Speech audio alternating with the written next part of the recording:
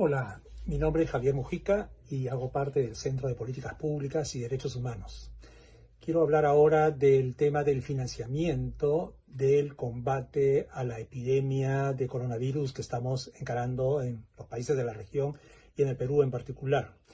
Un ministro de Economía peruano hace algunos años dijo una frase que se hizo muy popular, que es que no hay lonche gratis. Esta crisis se tiene que combatir con recursos y medios que le van a costar a alguien.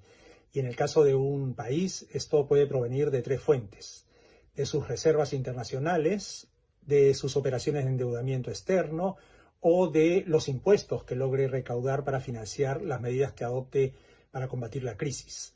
En cuanto a las reservas internacionales del Perú, estas ascienden actualmente a 61.000 millones de dólares. Eso es más o menos el 27% de su Producto Bruto Interno y representa en la moneda nacional más o menos unos 201.000 millones de soles. En materia de deuda externa, el Perú tiene una deuda externa baja, comparativamente hablando, en América Latina, que asciende a 6.000 millones de dólares. Esta deuda ha sido incrementada esta misma semana en 3.000 millones de dólares a través de la colocación de bonos soberanos del Tesoro Público en el mercado internacional. Y en materia de impuestos, el Perú tiene uno de los sistemas de más baja recaudación a nivel internacional. De hecho, Perú es uno de los 10 países con menor presión tributaria del mundo. Su presión tributaria asciende al 14% cuando el promedio regional es del 22%. Es además un sistema fiscal regresivo. El 60% del total de la recaudación de los impuestos que se pagan en el Perú proviene de los impuestos indirectos, del impuesto general a las ventas, del impuesto selectivo al consumo, etcétera, de los impuestos que paga toda la población con independencia de si eres rico o eres pobre.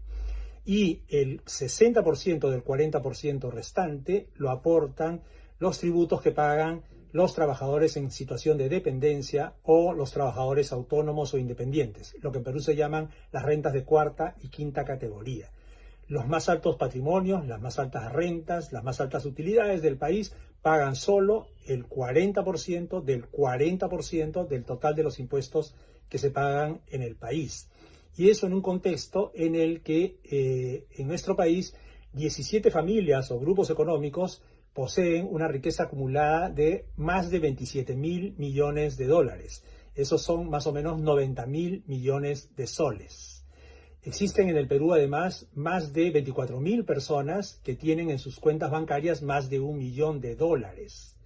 Esto nos dice que el financiamiento del combate a la pandemia del coronavirus en el Perú podría repartirse más equitativamente.